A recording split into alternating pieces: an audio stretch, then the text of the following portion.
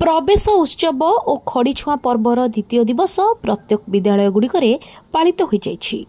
बालबाटिका और प्रथम श्रेणी रे नाम लेखाई शिक्षार्थी मानकु विभिन्न शिक्षण सामग्री प्रदर्शन, शिक्षण कार्य, चित्र देख, अंकाबंका गारटाणी चलिबा, विभिन्न पशुपक्षी प्रदर्शन, निज आखपाख और गाँ संबंध में जानिबा, बिंदु जोड़ी अक्षर जानिबा परी अनेक शिक्षण कार्य विद्यालय मानकरे करा जायछि। शिक्षारथ को समस्त विद्यालयर शिक्षक, शिक्षयित्री और छात्र छात्री माने स्वागत संबर्धना प्रदान करिसेंति। वरिष्ठ प्रधान शिक्षक विश्वजित पट्टनायक कहिसेंति जे एहा सरकारंकर एक स्वागत योग्य पदक्षेप। समस्तक सहयोग रे विद्यालयर और शिक्षार उन्नति संभव। 4 दिन व्यापी एक कार्यक्रम समस्त विद्यालय मानकरे विभिन्न शिक्षण कार्य कराजिबो।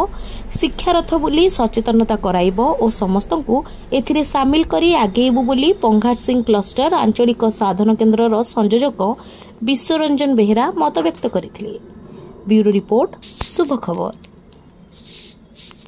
कैलाशचंद्र सेठी गोष्ठी शिक्षा अधिकारी कार्यालय बीआरसीसी आमर सरकार निर्देशनाम अनुसार आमर ओडिशार 314 ब्लॉक प्रति विद्यालय 2 तारिख ठारू खड़ीछुआ प्रवेश उत्सव कार्यक्रम चालू रहुछि।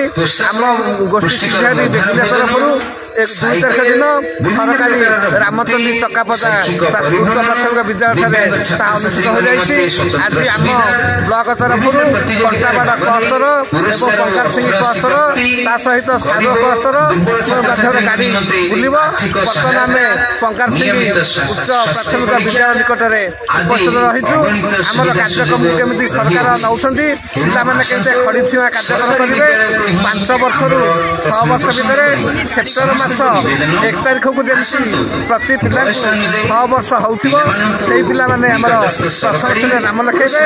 बाकी अन्य जो मानक 5 वर्ष अधिक रहुछि बा एप्रिल मास 1 तारिख को हम 5 वर्ष से माने शिशु बाटिका नाम लिखेबे। बर्तमान हमर कार्यक्रम आगे जाऊ।